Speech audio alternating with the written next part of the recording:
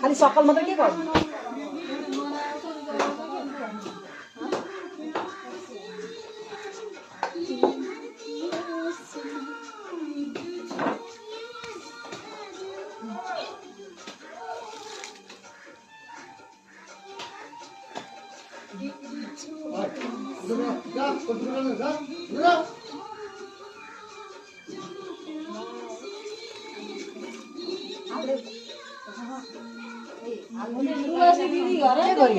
बेलामा देखाउँछन् परबाट देखाउनु सबैलाई देखिन्छ जा तुलसी दिदी घर पूजा गर्नलाई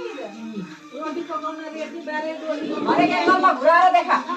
राघव दाजुले के भन्नुहरू के भन्छ बुहारीहरू राम राम राम हरेक घर त म मरिहाल्छु को आउँछ जस्ता गरिने अनि एउटा के समाचार छैन के भनेर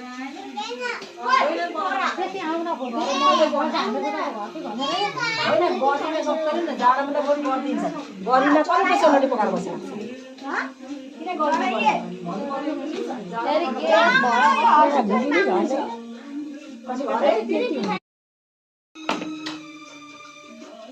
तपाईलाई चस्मा दियो हिजो देखाउन जानुभयो त ठुलो अनि आँखा परको आँखा साखर नचिन्ने भयो 4,500 लगिहाल्यो त्यतिले कहाँ जखल गर्न जानुभयो अब 2-4 साललाई त्यो 4,500 पुरै राख्छु चस्मा मेरो घरमा 20,000 रुपैयाँ खर्च भयो सुन्ने बाप्रा 5 सालसम्म त नबोली जान्छ चस्मा राम्ररी राख्नु मम्मी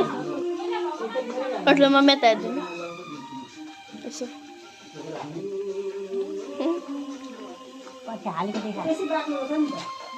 पानी हाल्दै भातले पार्दै गर्नु पर्यो अब हाल्नु अलिकति पिठो नि अलिकति हालेर एकैचोटि मोल त